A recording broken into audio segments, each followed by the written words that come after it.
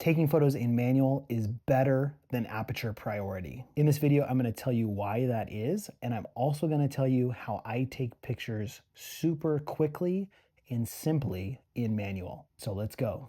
So the first reason that manual is better than aperture priority is that it's going to save you a lot of time, and I mean a lot, in post-processing. And the reason that this is because when you manually dial your settings in for lighting in a certain location, your settings are set. They're not going to change. So what this means is that you're going to have consistent exposure across all of your images in that same lighting. And so all of those images need the same exact edit. Now, this is why I can batch edit 400 images in an hour. Because I take pictures in manual, I can edit one of my photos and then I can sync those edits off of that one photo across all of the photos in similar lighting. Now, if you were taking these photos in aperture priority, slight differences can make your camera take a photo with a different exposure. So I know aperture priority can be really fast in the moment because your camera is setting the settings for you, but it's gonna take you a lot more time in editing. Now, the second reason why manual is better than aperture priority is because in aperture priority, you're still going to have to make adjustments to get proper exposure. Whether those are using exposure compensation or changing metering modes, you still have to adjust your settings.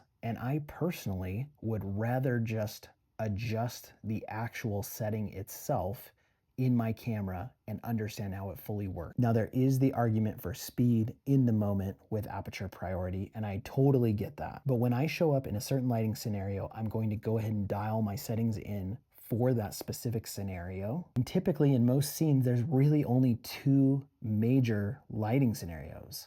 So there's backlit with the sun behind your subject, and then there's direct light if your subject is in the direct light facing the other direction. So what I do is I put my aperture where I want it to be, and then I adjust my ISO to make sure that I can keep my shutter speed fast enough so I'm not getting any blurring in my photos. Then the only thing that I'm adjusting is my shutter speed, which is very fast for me. Now, as always, there is no capital R right way to do photography. And at the end of the day, the only thing that matters is the work that you create. But I still think manual is, if you're a photographer who loves photography and you want to make money with a camera, but you could use some help figuring out how to do that. My name is Brian Rupp. I've been a professional photographer for 18 years now, and I love supporting and mentoring photographers. If you're interested in working with me, send me a DM with the word inspired, and follow me for more tips on how to actually make money with a camera and how to make your best photography work.